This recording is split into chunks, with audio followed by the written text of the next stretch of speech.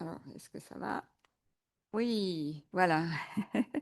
Je voudrais présenter notre première intervenante, d'ailleurs, qui a déjà parlé ici, dans cette même salle, il y a un mois à peu près.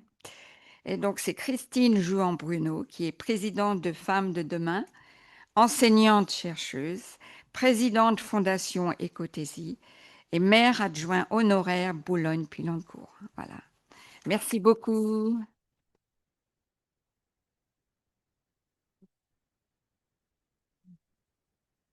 Bonjour à tous.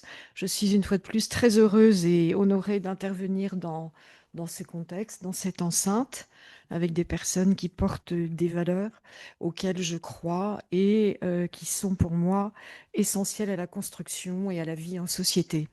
Alors, si j'ai accepté d'intervenir aujourd'hui, c'est à titre de témoin, ayant moi-même eu en charge dans mon premier mandat de maire adjoint à Boulogne la compétence de la famille. Dans ma vie d'enseignant-chercheur et d'attaché de recherche dans un centre international en Allemagne, j'avais énormément travaillé sur l'enfance, l'adolescence, et en tant que criminologue, autant que juriste, j'ai balayé un ensemble de sujets et de dossiers qui m'ont fait, je crois, pouvoir apporter une définition d'une politique familiale dans mes débuts d'une vie politique. Alors, je commencerai par dire que j'ai été, au-delà de mes convictions personnelles, passionnée lorsque j'ai découvert, au regard de mes recherches et de mes travaux de thèse, puisque je m'interrogeais sur pourquoi, comment un jour on devient criminel, qu'est-ce qui fait qu'on ne le devient pas, et comment on gère après les situations de criminalité dans les pays et dans le monde entier. Et m'intéressant à la genèse de la vie, je me suis rendu compte, parce que je ne le connaissais pas autant avant, je le connaissais un peu mais pas autant, que le genre humain est le seul en tant qu'espèce à mettre au monde des enfants, des bébés, dont le cerveau n'est pas fini. Dans tous les autres règnes, à la naissance et dans le règne animal, moi j'étais dans un très beau périple et voyage en Tanzanie. J'ai pu assister en direct à certaines naissances d'animaux et de fait, vous voyez un animal qui naît, qui se met sur ses pattes immédiatement. Alors ouais, quand on sort de son œuf, parfois on attend un peu avant de voler, mais le petit de l'homme est le seul en tant qu'être qui a besoin, qui n'est pas fini et qui a besoin de se constituer, et il se passe tellement de choses après la naissance, pendant la première année, n'en parlons pas, pendant les 3 premières années, d'où le fait que, en fait, dans la vie, mettre un enfant au monde suppose normalement beaucoup de conscience de ce que ça représente, des responsabilités, et je trouve que beaucoup de gens se donnent le droit d'être parents. Moi, j'ai toujours parlé du fait que les parents qui mettent un enfant au monde se donnent des devoirs vis-à-vis d'un enfant, et qu'un enfant a des besoins légitimes et existentiels d'avoir auprès de lui, évidemment en priorité ses parents, mais des adultes en tous les cas, parce que seul il meurt. Il ne peut pas vivre. Un enfant ne peut pas vivre. On s'est un peu trop attaché à souvent la réalité physique des personnes, une certaine vie sociale, hein, et pas assez à la vie psychique des enfants. Et c'est vrai qu'un petit enfant, de par son cerveau qui n'est pas fini, a une sensibilité extrême, une capacité de capter mais tout ce qui se passe. Et du coup, bien évidemment, l'idée du couple qui met au monde un enfant, ou qui a, on peut le souhaiter, eu le désir d'avoir un enfant, constitue pour le bébé un environnement prioritaire et juste essentiel. Alors évidemment, beaucoup de personnes n'ont pas conscience de ce qui se passe et du rôle qu'ils pourraient avoir à tenir. Et j'avais observé cette situation en ayant énormément lu tout ce qui peut exister en psychiatrie, sociologie, politique sur ces sujets et dossiers d'accompagnement de l'enfance. Dieu sait si c'est aujourd'hui une problématique à nouveau très importante, puisqu'on voit tout ce qui se passe et toutes les dérives liées au monde de l'enfance actuelle. Bref, cela veut dire que avoir des parents, mais quelle chance, avoir des parents véritablement parents et qui s'engagent dans la vie de leur enfant et qui l'accompagnent, le protègent et lui permettent de bien grandir. C'est juste ce qu'il faudrait pour qu'une société soit construite. L'enfance est accompagnée par un droit aujourd'hui, le droit de l'enfance. Le droit de l'enfance est rattaché au droit de la famille. Et le droit de la famille, souvent beaucoup de personnes l'ont oublié, mais c'est vrai qu'il démarre à la base par une institution totalement décrite dans le droit et dans toutes les normes avec lesquelles nous vivons, qui est le mariage. Or, vous savez comme moi qu'aujourd'hui, cette institution du mariage, qui pourtant institue juridiquement la famille, est très déniée. On a eu différents mouvements de société, et pourquoi pas, pour des personnes qui, de manière légitime, demandaient à avoir un statut juridique sans être mariées et à donc être, par exemple, pacsées, ou à avoir un contrat particulier qui donne au moins un environnement juridique. Si je vous parle de cela, c'est parce que j'ai été 25 ans maire adjoint d'une ville où j'étais très au terrain. J'ai pu observer beaucoup de choses et j'ai vu qu'énormément de personnes ne se rendaient pas compte de l'importance de certaines institutions qui sont liées à la vie privée.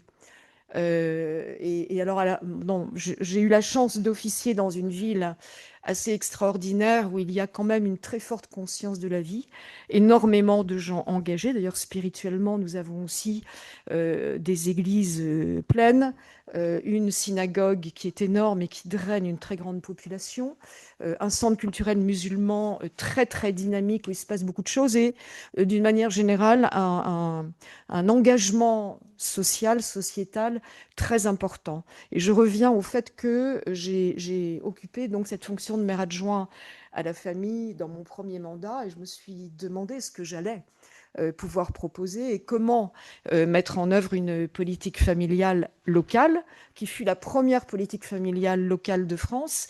Et en fouillant, en reprenant beaucoup de travaux et de recherches, j'ai mesuré à quel point, en réalité, c'était fondamental.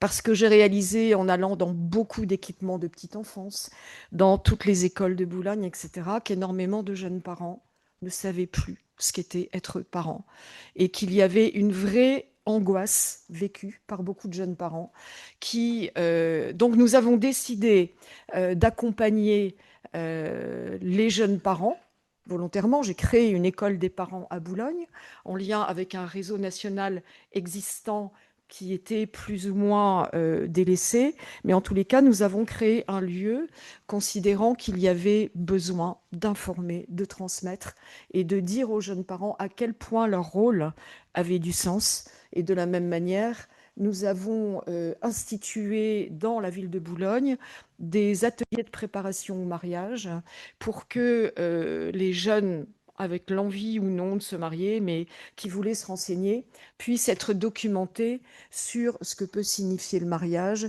ce qu'est cet engagement. Mariage, une fois de plus, qui est complètement décrit dans le Code civil. Et moi, j'ai fait des milliers de mariages pendant mes mandats, mais je peux vous dire que parfois, enfin, j'essayais de recevoir les personnes qui se mariaient avant le mariage, mais beaucoup découvraient en réalité dans le Code ce qui est écrit et leur engagement dans le mariage de gérer une éducation auprès de leurs enfants et d'avoir un rôle spécifique et prioritaire auprès des enfants. C'est le texte de loi et normalement, lorsque vous êtes un parent défaillant, vous êtes en dehors de la loi. D'où l'idée parfois de créer ou des sanctions ou voilà, des situations spécifiques pour les parents qui délaissent leurs enfants. Aujourd'hui, nous vivons, c'est mondial, c'est pas seulement la France, une situation démographique assez particulière, avec un déficit de naissance jamais vu. En France, pour la première fois cette année, depuis 1944, nous sommes en solde négatif dans le rapport des naissances au décès. Il y a eu plus de décès que de naissances, jamais vu depuis 1944. Nous avons vu depuis 20 ans décliner progressivement la démographie, le nombre de naissances. Et nous sommes un pays, mais nous pas plus que les autres, vieillissant, avec une insuffisance de... Alors certains parle du remplacement parfois, mais là, on n'est pas dans le remplacement, mais dans la transmission et la continuité des générations. Il s'avère que la démographie, c'est un élément, mais fondamental de l'organisation de la vie en société. Et nos sociétés ont été fondées, y compris tout l'arsenal juridique, sur le fait qu'il y aurait une reproduction des générations. Tout le système social, de sécurité sociale d'ailleurs, est basé sur le fait qu'il y a suffisamment de naissances pour assurer la continuité et travailler, cotiser, payer les retraites des anciens. Or là, on est en train d'inverser complètement les choses, mais nous ne sommes pas les seuls concernés. Ceci étant, nous avons été les meilleurs d'Europe très longtemps. Et dans les années où nous avons beaucoup travaillé ce sujet entre 1995 et 2010. Nous avions un taux de natalité à 2 et quelques, ce qui est extraordinaire. Aujourd'hui, nous sommes à 1,57, ce qui est insuffisant pour assurer une reproduction en termes démographiques. Mais cela pose un problème surtout parce que ça met en déséquilibre complètement les comptes sociaux et les comptes de solidarité nationale. Alors, on est dans une problématique énorme. On est sur donc une perspective, et on voit bien les chiffres et ce vers quoi on va. Une société qui, hélas, a été construite sur une idéologie d'un consumérisme outrancier, avec l'idée de produire beaucoup, de consommer beaucoup, mais même si aujourd'hui on va jusqu'à une intelligence artificielle exceptionnelle, il est certain que l'intelligence de la connaissance de l'être humain, elle ne s'est pas beaucoup développée. On pourrait même dire qu'elle a régressé. Et ça, c'est très grave. Et aujourd'hui, vous comme moi, dès qu'on écoute les informations, on est juste sidéré de voir le nombre d'enfants en déshérence, d'enfants délinquants, d'enfants criminels, et à un âge très bas.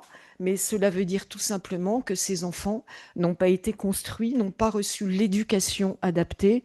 Maintenant, personne n'est parfait et parfois, de toute façon, ça nous arrive à tous de commettre des erreurs. Mais il arrive aussi qu'il y ait des déviances spécifiques un peu originelles.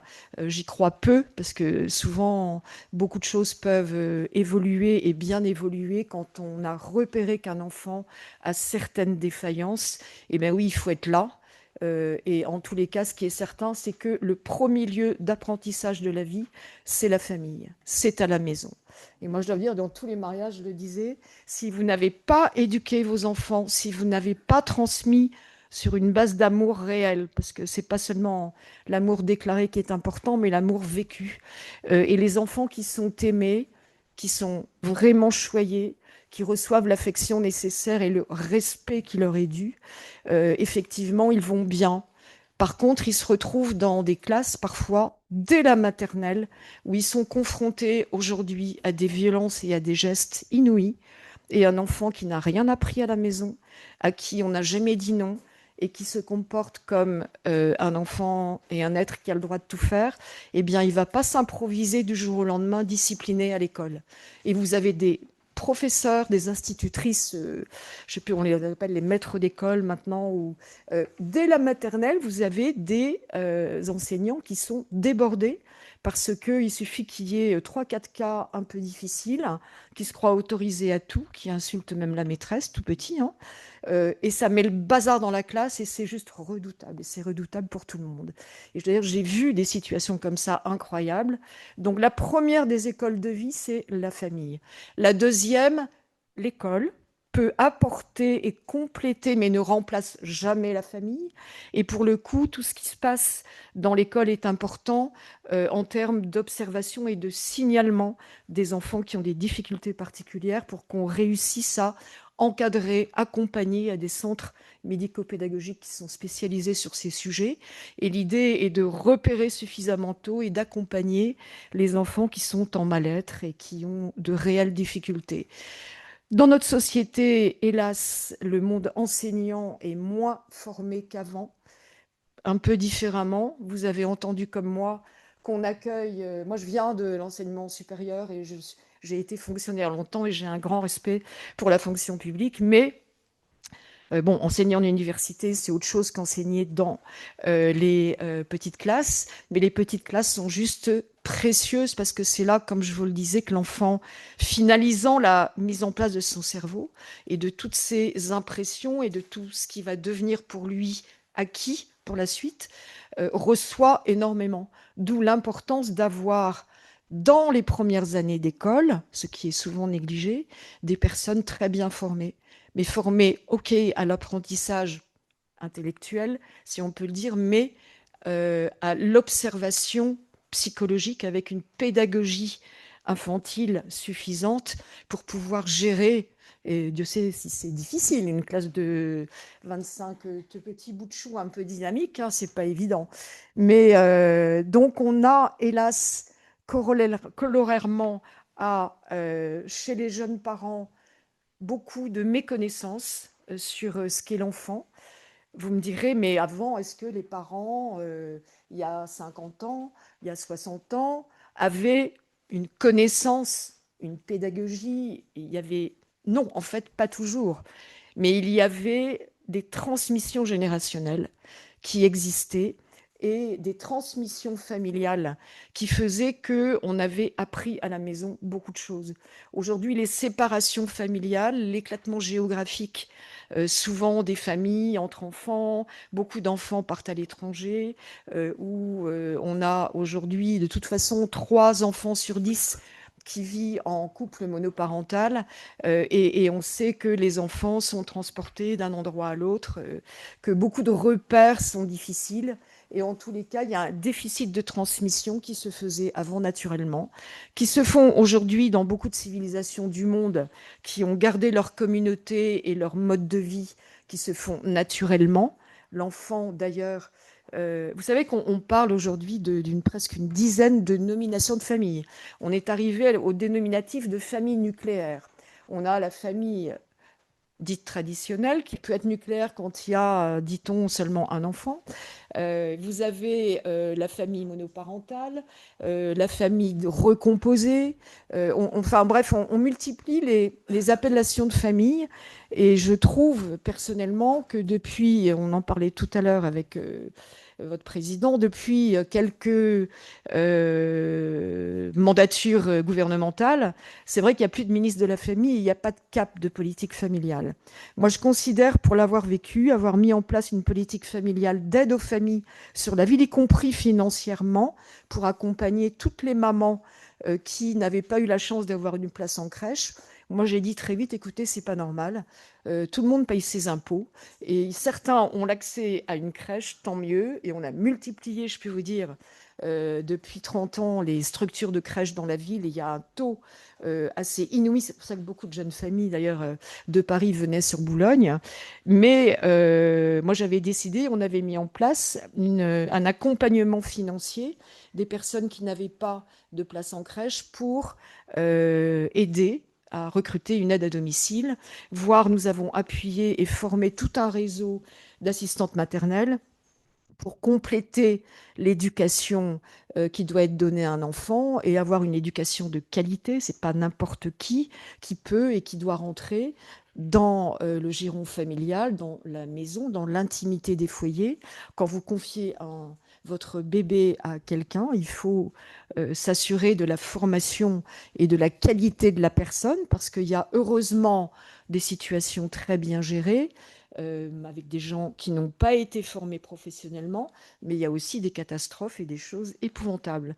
Donc dans la vie politique et dans le souci de la protection des populations et du bien vivre des familles, il est essentiel pour toutes ces jeunes femmes qui aujourd'hui, au moins à 80%, sont en activité salariée, qu'il y ait une aide à la gestion de la garde de l'enfant.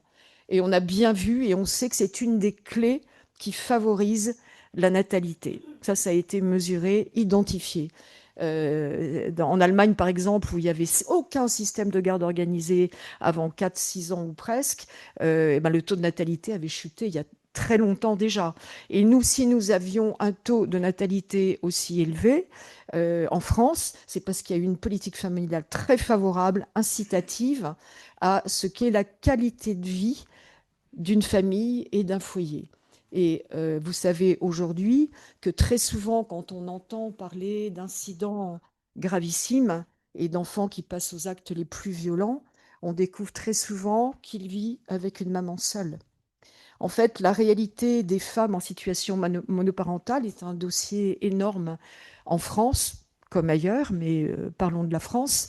Et on sait qu'aujourd'hui, la situation de monoparentalité qui concerne à peu près 35% des familles, c'est très très souvent vécu au féminin et hélas dans des situations socio-professionnelles de niveau peu élevé. Ce qui fait que la gestion de la vie est excessivement difficile. Elles sont ou au chômage et pas très heureuses, ou en situation socio-professionnelle avec peu de revenus, ce qui fait que la vie est très compliquée. Et en fait, elles n'arrivent pas. Voilà, il y a à un moment donné, on ne peut pas être multitâche non plus, même si les femmes le sont beaucoup. Il y a des moments quand on est seul. Et là, je dirais, parce qu'on parle souvent des femmes, en disant les femmes ont un rôle essentiel, j'en suis convaincue. Mais moi, j'ai toujours dit, les pères ont une responsabilité énorme. Et lorsque le père n'est jamais là et a abandonné son enfant, sa femme avec,